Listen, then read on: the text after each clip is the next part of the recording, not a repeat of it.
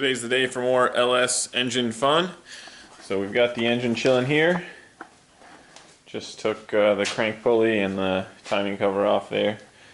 We've got the heads over here that we're going to use, and I have a pile of parts on my workbench. So we'll go through what we're installing. We have our new camshaft, trick flow springs. We'll be putting those on, and a few things to do. So we have the heads over here. These are not originally from this engine. These are 823 heads, very similar to the LS3 heads. Again, we have the rectangular port heads versus the cathedral port that came on the engine, but since we're changing those out and we're putting a new camshaft in, and these have been milled 30 thousandths, we are going to make sure we got the right piston to valve clearance. I'm also going to measure and see what length push rods I need, and then hopefully somewhere in there we'll put gaskets and all kinds of fun stuff back in. So that's what we're planning to work on today. Alright, so we have the timing cover taken off here. So we have all new timing components to put on. So engine's got near 200,000 miles on it, so time for a change there. So we've got the Coils Precision Timing Kit.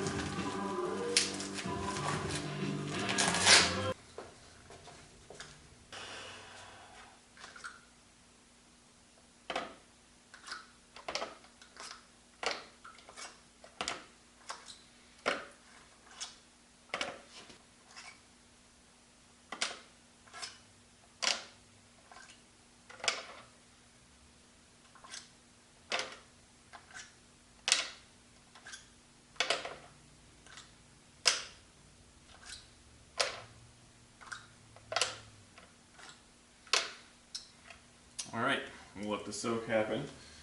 There's bubbles bubbling up out of there, so air's coming out, oil's going in.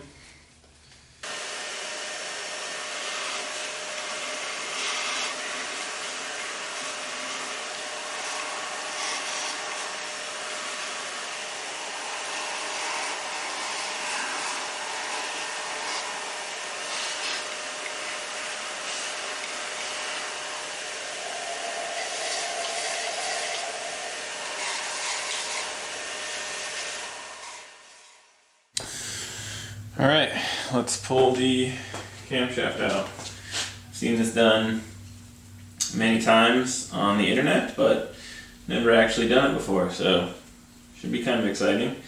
One good sign is that it spins freely. I just put the water pump bolt in the end of the cam.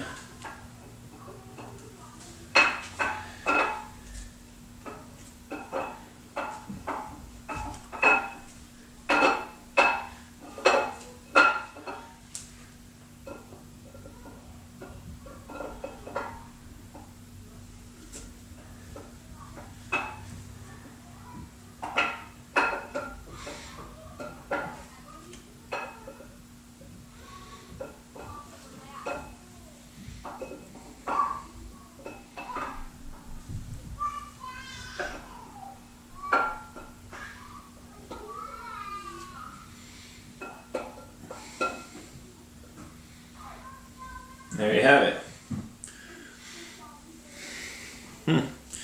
Cam looks pretty damn good, actually. And after watching sloppy mechanics on YouTube, I've learned that if your cam bearings aren't on your cam, then they're good. Also, if you don't look at them, they won't be bad. Alright, so we have an Isky cam. I actually don't remember much about this thing, but it is a cam nonetheless. Here's the specs. So we are talking about an Ed Iskandarian Racing cam For an LS1. Intake 275 degrees duration, cam lift 344, valve lift 585. That's all on the intake side. Exhaust duration 270 degrees, 278. Cam lift 348, valve lift 592.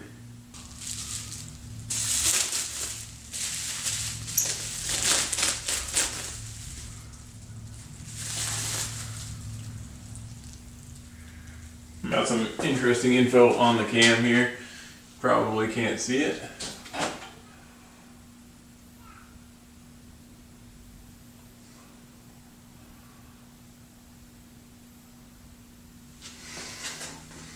We're gonna clean it up though, because it is gnarly. So the cam itself actually looks fine. There's just a bunch of crud stuck on it from packaging. So cleans up real nice, but you can see like my rag is like stuck to it there.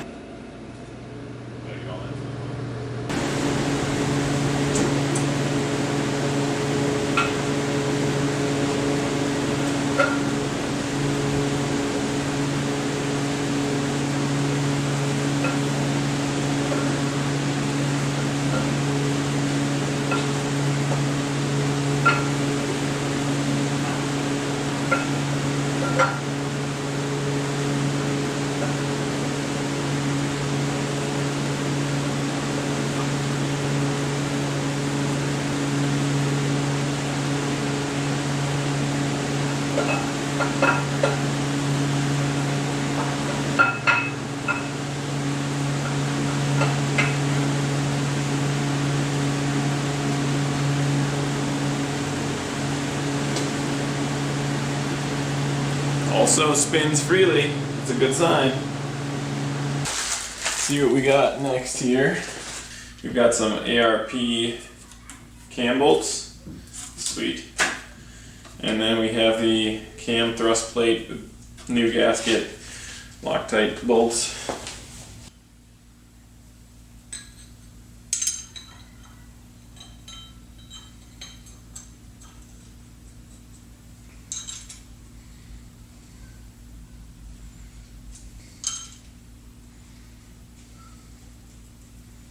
We've got a T40 on these. I think they were actually 10 millimeter before.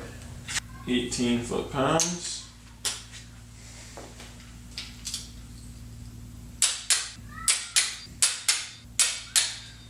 Sounds good to me.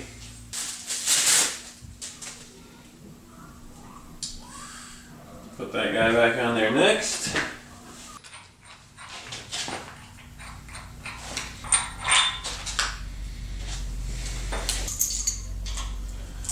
Oh yeah. Alright, so we've got the timing components all installed. We've got the new camshaft in. There was a new timing sprocket, new crank sprocket, new timing chain, new timing cover seal, new front seal, front main seal there. And we had a couple other new things go in. Arp bolts in the cam. So new cam retainer plate as well. So all that is good to go. Now I am going to put the new lifters in, which I have pre-soaking here. After that, we'll start thinking about measuring the push rod length that we need, because that is something I have yet to determine. Probably going to be no other way but to get my hands oily here. So be it, I guess.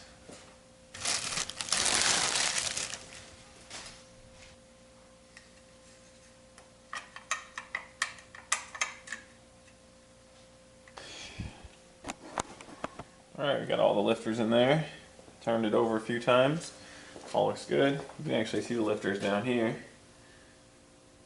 I don't actually have the cover to go on this side that holds them in place, but should have it soon. Let's take a look.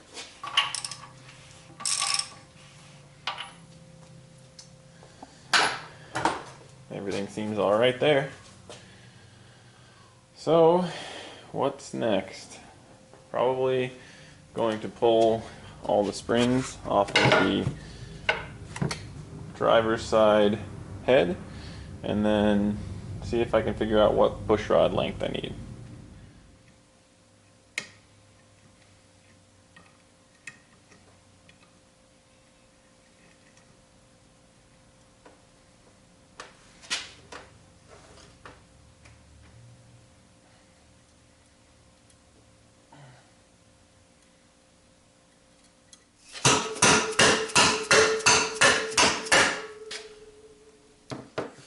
Alright, so we're going to take a break now, but on the left here we have all factory springs. They just look like this, and that head is essentially still stock. This head, trick flow springs, the valve seals have been replaced. I spun the valves in place to kind of grind down the seat, as you see, of internet lore. So it's actually a lot of work, but you know, it's just a little bit fiddly, and maybe after I have some grub, I'll do this side. And then we will use our adjustable length push rod to determine the correct push rod length for our specific engine. Another update for you. Today we've got some engine components going back together, and I'll show you what I've been doing. I've got my checker springs installed on the intake and exhaust valve, and I actually measured the piston to valve clearance. It's somewhere over 250, 260 range. So I've also used these to check the push rod length. So now what I'm going to do is pull these two rockers off here, put the trick flow springs back on, and then I will install all the push rods and the rockers. Kind of the only other thing on the engine is I need to do the rear main seal and the seal for the back cover there, so I'll be doing that once I get it off the engine stand. But beyond that, it's pretty much ready to go once I get these heads bolted on.